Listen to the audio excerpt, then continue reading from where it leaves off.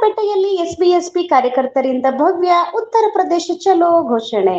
ನಮಸ್ಕಾರ, ನಾನು ಮಾಧವಿ ಲಾಖೆ. ಎಂಟಿವಿ ವೀಕ್ಷಕರಿಗೆ ಸ್ವಾಗತ. ಡಾಕ್ಟರ್ ಬಾಬಾ ಸಾಹೇಬ್ ಅಂಬೇಡ್ಕರ್ ಅವರ ಪುತ್ಥಳಿಗೆ ಮಾಲಾರ್ಪಣೆ. 20 ಸದಸ್ಯರ ತಂಡ ಬನಾರಸ್ ಸಮಾವೇಶಕ್ಕೆ ಸಜ್ಜು. ಸುಹಲ್ ದೇವ್ ಭಾರತೀಯ ಸಮಾಜ ಪಕ್ಷ ಎಸ್ಪಿಎಸ್ಪಿ ವತಿಯಿಂದ ಉತ್ತರ ಪ್ರದೇಶ ಬನಾರಸ್ ಪ್ರಾಂತ್ಯದಲ್ಲಿ ನಡೆಯಲಿರುವ ಮಹತ್ವದ ಸಮಾವೇಶದ ಅಂಗವಾಗಿ ಉತ್ತರ ಪ್ರದೇಶ ಚಲೋ ಕಾರ್ಯಕ್ರಮವನ್ನು ಬಂಗಾರಪೇಟೆಯಲ್ಲಿ ಭವ್ಯವಾಗಿ ಘೋಷಿಸಲಾಯಿತು. ಕಾರ್ಯಕ್ರಮದ ಅಂಗವಾಗಿ ಕರ್ನಾಟಕ ರಾಜ್ಯಾಧ್ಯಕ್ಷರಾದ ಅಭಿಮನ್ಯು ಮಣಿ ಅವರು ಡಾಕ್ಟರ್ ಬಾಬಾ ಸಾಹೇಬ್ ಅಂಬೇಡ್ಕರ್ ಅವರ ಪುತ್ಥಳಿಗೆ ಮಾಲಾರ್ಪಣೆ ಮಾಡಿ ಸಾಮಾಜಿಕ ನ್ಯಾಯ ಮತ್ತು ಸಮಾನತೆಯ ಸಂಕಲ್ಪವನ್ನು ವ್ಯಕ್ತಪಡಿಸಿದರು. ನಂತರ ಮಾತನಾಡಿದ ಅವರು, ಪಕ್ಷದ ತತ್ವಗಳು ದೇಶದಾದ್ಯಂತ ಬಲವಾಗುತ್ತಿದ್ದು ಬನಾರಸ್ ಸಮಾವೇಶದಲ್ಲಿ ಭಾಗವಹಿಸಲು ನಮ್ಮ 20 ಸದಸ್ಯರ ತಂಡ ಹೊರಡಲಿದೆ ಎಂದು ತಿಳಿಸಿದರು.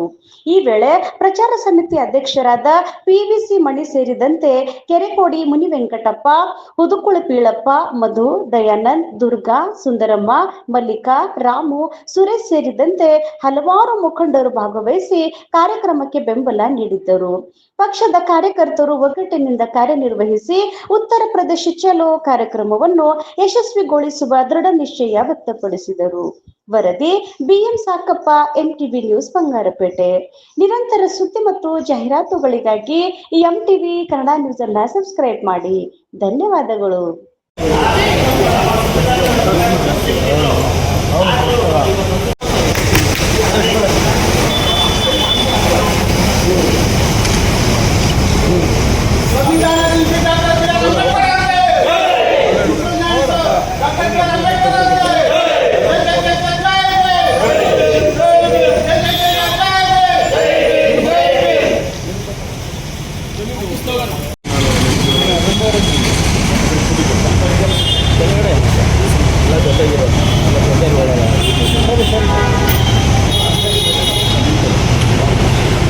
ನೋಡಿ ಸರ್, ಅದು ಒಂದು ನಿಮಿಷ ಹಂಗೆ ರೀ ಸರ್,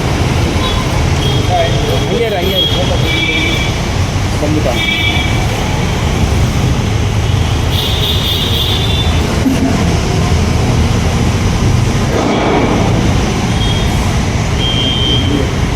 ಏನು ಇವತ್ತಿನ ದಿವಸ ಎಸ್ಪಿಎಸ್ಪಿ ಪಕ್ಷದಿಂದ ಸುಹೇಲ್ ದೇವ್ ಭಾರತೀಯ ಸಮಾಜ ಪಕ್ಷದಿಂದ ಉತ್ತರ ಪ್ರದೇಶ ಚಲೋ ಕಾರ್ಯಕ್ರಮವನ್ನು ಹಮ್ಮಿಕೊಂಡಿದ್ದೀವಿ. ಈ ಒಂದು ಕಾರ್ಯಕ್ರಮದಲ್ಲಿ ನಾವು ಸುಮಾರು 20 ಲೀಡರ್ಸ್ ಇಲ್ಲಿಂದ ಮುಖಂಡರು ಉತ್ತರ ಪ್ರದೇಶಕ್ಕೆ ಹೋಗ್ತಾ ಇದ್ದೀವಿ. ಈ ಉತ್ತರ ಪ್ರದೇಶಕ್ಕೆ ಹೋಗ್ತಾ ಇರುವ ಹಿನ್ನೆಲೆ ಏನಂದರೆ, ಅಲ್ಲಿ ಬನಾರಸ್ ಅಂತ ಒಂದು ಇದರಲ್ಲಿ ದೊಡ್ಡ ಸಮಾವೇಶ ಒಂದು ನಡೀತಾ ಇದೆ. ಆ ಒಂದು ಸಮಾವೇಶಕ್ಕೆ ನಮ್ಮ ಕರ್ನಾಟಕ ರಾಜ್ಯಾಧ್ಯಕ್ಷರಾದ ಅಭಿಮನ್ಯು ಮಣಿಜಿ ಅವರನ್ನು ನೀವು ಬರಲೇಬೇಕು. ನಿಮ್ಮ ಕರ್ನಾಟಕ ರಾಜ್ಯದಲ್ಲಿ ಯಾವ ರೀತಿ ಸಂಘಟನೆ ಬಲಪಡಿಸಬೇಕು, ಯಾವ ರೀತಿ ಏನಂತ ಹೇಳ್ಬಿಟ್ಟು ಸ್ವಲ್ಪ ಕುಂದುಕೊರತೆಗಳೆಲ್ಲ ಮಾತಾಡಿಸ್ಬೇಕು, ರಾಜಕೀಯವಾಗಿ ಯಾವ ರೀತಿ ಬಲಪಡಿಸ್ಬೇಕು ಅಂತೇಳಿ ಎಲ್ಲ ಮಾತಾಡಬೇಕು ಅಂತ ಹೇಳ್ಬಿಟ್ಟು ಕರೆದಿದ್ದಾರೆ ಹೈಕಮಾಂಡ್ ಅವರು. ಹಾಗಾಗಿ ಇವತ್ತಿನ ದಿವಸ ನಾವು ಉತ್ತರ ಪ್ರದೇಶ ಚಲೋ ಕಾರ್ಯಕ್ರಮವನ್ನು ಇಟ್ಕೊಂಡಿದ್ದೀವಿ. ಈ ಉತ್ತರ ಪ್ರದೇಶ ಚಲೋ ಕಾರ್ಯಕ್ರಮದಲ್ಲಿ ಎಲ್ಲ 20 ಜನ ಒಟ್ಟು. ಈ 20 ಜನ ಒಂದು 4 ಕಾರುಗಳು ಮಾಡಿಕೊಂಡು 4 ಕಾರಲ್ಲಿ ಹೋಗ್ತಾ ಇದ್ದೀವಿ.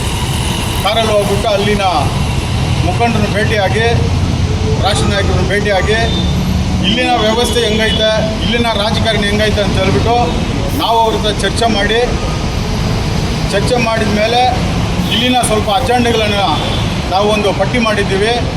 ಆ ಪಟ್ಟಿಯಲ್ಲಿ ಏನೇನು ಐತೆ ಅಂತ ಹೇಳ್ಬಿಟ್ಟು ಅವ್ರ ಹತ್ರೆಲ್ಲ ಚರ್ಚೆ ಮಾಡಿ ಮುಂದಿನ ದಿನಗಳಲ್ಲಿ ಈ ಒಂದು ಪಕ್ಷವನ್ನು ಯಾವ ರೀತಿ ಬಲಪಡಿಸಬೇಕು, ಯಾವ ರೀತಿ ಜಿಲ್ಲೆಯಲ್ಲಿ ಹೋಗ್ಬಿಟ್ಟು ಇದನ್ನು ಪ್ರಚಾರ ಮಾಡಬೇಕು, ಅಲ್ಲಿ ಹೋಗ್ಬಿಟ್ಟು ಯಾವ ರೀತಿ ಪ್ರಚಾರ ಮಾಡಬೇಕು, ಆಮೇಲೆ ಬಂದಿದ ಮೇಲೆ ಗ್ರಾಮ ವಾಸ್ತವ್ಯವನ್ನು ಮಾಡಬೇಕಂತ ನಾವು ತೀರ್ಮಾನ ಮಾಡಿದ್ದೀವಿ.